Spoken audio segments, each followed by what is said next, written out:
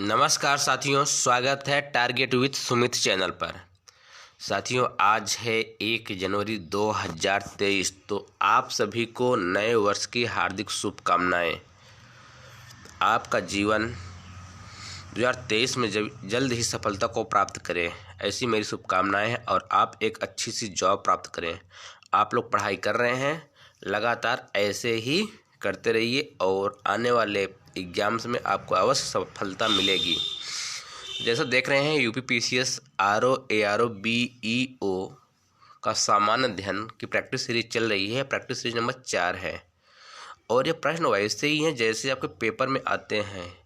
हमने प्रश्न वही लिए हैं जो तो पुराने परीक्षाओं में आए हैं या तो फिर आने की संभावना है। अकॉर्डिंग टू सिलेबस ही हमने क्वेश्चन लिया है, ठीक है। तो चलिए स्टार्ट करते हैं आज का पहला क्वेश्चन। तो प्रैक्टिस सेट नंबर 4, पहला क्वेश्चन है आज का। जलियांवाला बाग हत्याकांड हुआ 5 मई 1919, या 1919 लिखना था, मिस प्रिंट हो गया पहला ही। 1 अप्रैल 1919, 13 अप्रैल 1919 या तो 29 अप्रैल 1919। तो ये हुआ था 13 अप्रैल 1919 को। हुआ क्यों था कि रोलेट एक्ट एक कानून आया था जिसमें बिना किसी कोई काम किए पुलिस गिरफ्तार कर लेती थी। किसी भी बिना कोई आप अपराधी हैं या नहीं, बिना अपराध के भी आपको पुलिस गिरफ्तार कर लेती थी संदिग्ध मानकर। यदि आप संदिग्ध नहीं हैं तब भी आपको गिरफ्तार कर लेती थी, आप मान लेती थी आपको संदिग्ध है। तो उसके विरोध में अमृतसर के नेताओं ने, पंजाब के अमृतसर के नेताओं ने क्या किया, अमृतसर के में एक बाग था जलियांवाला बाग, वहाँ इकट्ठा हुए और इसका विरोध करना शुरू किया। वहाँ पर आपस शांति पूर्ण रूप से बैठकर आपस में क्या कर रहे थे, चर्चा कर रहे थे, इसका विरोध कर रहे थे कि कैसे इसको समाप्त कराया जाए। तो वहाँ पर एक जनरल डायर पहुँचता है और वहाँ की जनता को तितर बितर करने के लिए वहाँ पर गोली चलवा देता है। इस घटना को जलियांवाला बाग हत्याकांड कहा जाता है और इसे फिर राष्ट्रवादियों ने इसे काला कानून का भी नाम दिया, किसको, रोलेट एक्ट को। चलिए अगले प्रश्न की ओर। वर्ष 1919 में अखिल भारतीय खिलाफत सम्मेलन का अध्यक्ष किसे चुना गया? तो यह चुना गया था आपके महात्मा गांधी को। खिलाफत सम्मेलन का अध्यक्ष किसे चुना गया था? तो महात्मा गांधी का। और यदि आपको पीडीएफ चाहिए इन वीडियोज़ की तो आप 9806240312 पर व्हाट्सएप करके पीडीएफ प्राप्त कर सकते हैं। तो हुआ क्या था कि जो आज का तुर्की है वहाँ पर मुस्लिम आंदोलन हो रहे थे, क्योंकि जो आपके इंग्लैंड का जो प्रधानमंत्री था वह तुर्की को भी 2 भागों में तोड़ना चाहता था। इसके लिए वहाँ पे खिलाफत आंदोलन शुरू हुए। तो भारत में जो खिलाफत आंदोलन शुरू हुआ उसके अध्यक्ष चुने गए 1919 में महात्मा गांधी। इसमें और लोग भी थे, अली बंधु थे, शौकत अली और मोहम्मद अली इसके मेन माने जाते हैं। क्लियर है। मोतीलाल नेहरू स्वराज दल के नेता थे। निम्न में से कौन सा दल में नहीं था? तो आपको बता दें, मोतीलाल नेहरू ने स्वराज दल की स्थापना की, कहाँ किया था? आपके इलाहाबाद में किया था। इसमें मेन रूप से मोतीलाल नेहरू और चित्तरंजन दास ने 1 जनवरी 1923 को, कब किया था? 1923 को।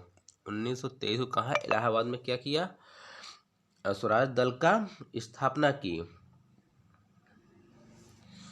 और इसमें मेन रूप से ना होने वाले कौन थे? ये थे सी गोपालाचारी जो थे इस ग्रुप में नहीं थे, ठीक।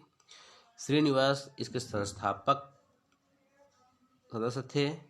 चित्तरंजन दास, विट्ठल भाई पटेल और मोतीलाल नेहरू, ये 4 प्रमुख थे। क्लियर है। दांडी मार्च शुरू किया गया था नमक कानून के समर्थन हेतु, नमक कानून के तोड़ने हेतु, रोलेट एक्ट के समर्थन हेतु, रोलेट एक्ट के विरोध हेतु। तो जो दांडी मार्च शुरू किया गया था वो शुरू किया गया था नमक कानून को तोड़ने हेतु। किसको? नमक कानून को तोड़ने हेतु। कब शुरू किया था? 12 मार्च 1930। कब? 12 मार्च 1930 को शुरू किया गया था। जब महात्मा गांधी ने दांडी मार्च शुरू किया तो उसमें इनके साथ कितने लोग थे? 78 लोग थे। कितने? 78 लोग थे जो कि इनके साथ चलना शुरू किया था।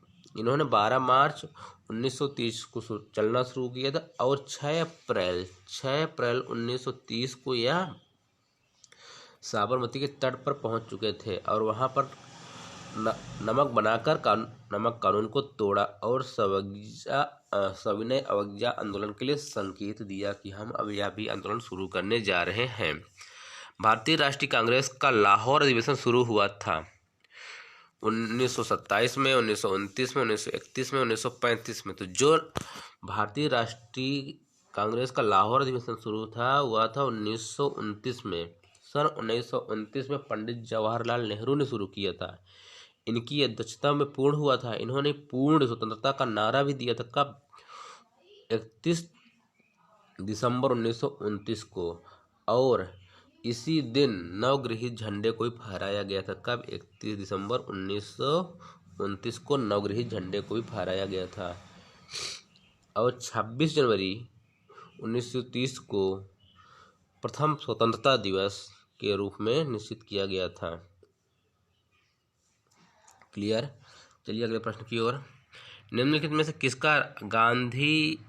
किसका स्थगन गांधी इरविन समझौते में प्रस्तावित था? प्रश्न संख्या 6 है। तो यह था आपका सविनय अवज्ञा आंदोलन। Option number D. कौन सा? ऑप्शन नंबर डी, सविनय अवज्ञा आंदोलन, जो कि गांधी इरविन समझौते में किए जाना प्रस्तावित था। तो गांधी इरविन समझौता हुआ कब? इसको पहले समझ लेते हैं। सन 1930 में। सन 1930 में गांधी जी चलाते हैं क्या? सविनय अवज्ञा आंदोलन। तो क्या होता? आंदोलन की सफलता से अंग्रेज सरकार क्या हो गई? घबरा गई।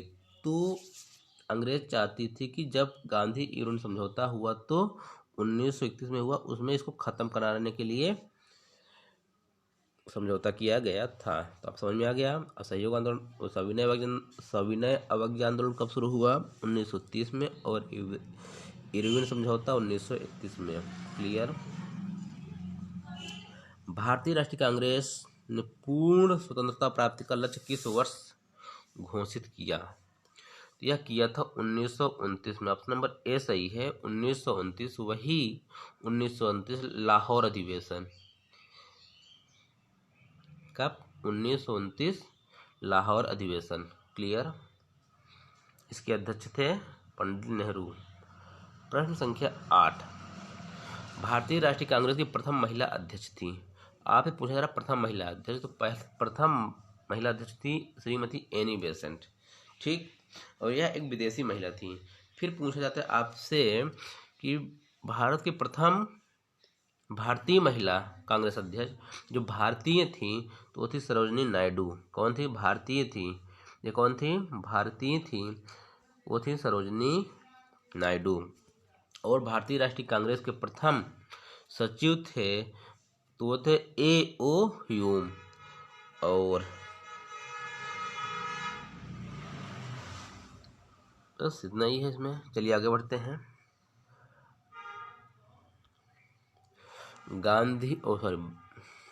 किस बात ने गांधी जी को फरवरी 1922 में सविनय अवज्ञा आंदोलन स्थगित करने के लिए बाध्य किया गया था? क्लियर?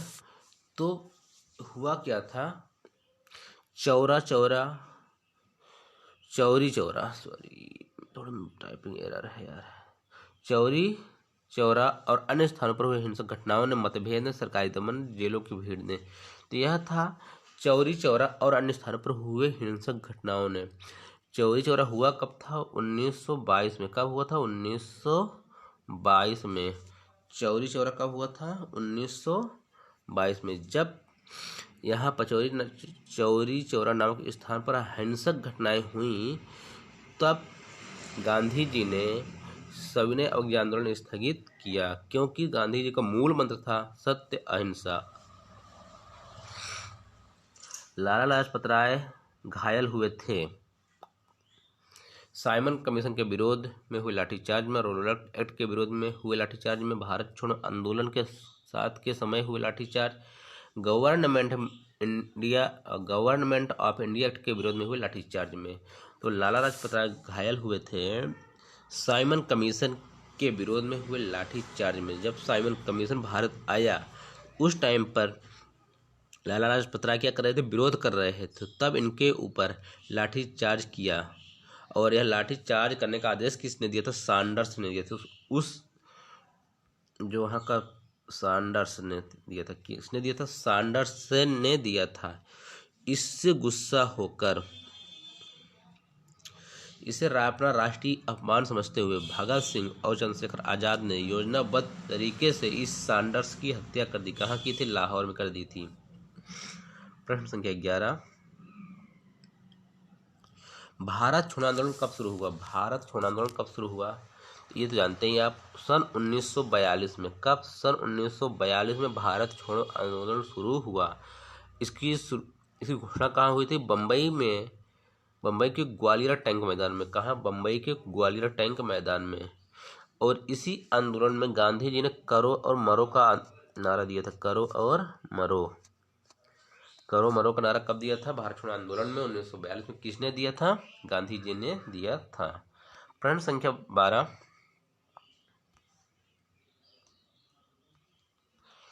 द्वितीय विश्व युद्ध के संबंध में भारतीय राष्ट्रीय कांग्रेस की नीति क्या थी। पूर्ण स्वतंत्रता का आश्वासन मिलने पर ब्रिटिश को सहयोग, ब्रिटेन का सक्रिय सहयोग, तटस्थता या इनमें से कोई नहीं। तो ये था, पहला ऑप्शन सही हो रहा है, पूर्ण स्वतंत्रता का आश्वासन मिलने पर ब्रिटिश को सहयोग। जब द्वितीय विश्व युद्ध चल रहा था, कब, द्वितीय विश्व युद्ध कब चला, सितंबर 1939 में क्या चल रहा था, द्वितीय विश्व युद्ध, सेकेंड वर्ल्ड वार।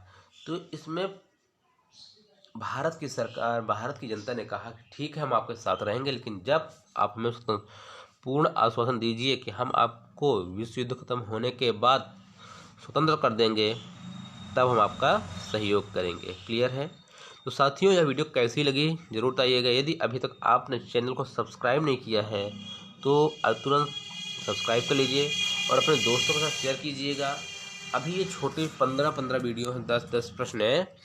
अभी हम इसको बढ़ाएंगे भी, इसके बाद हम फुल टेस्ट स्टार्ट करेंगे। क्लियर है। तब तक के लिए धन्यवाद। जय हिंद, जय भारत।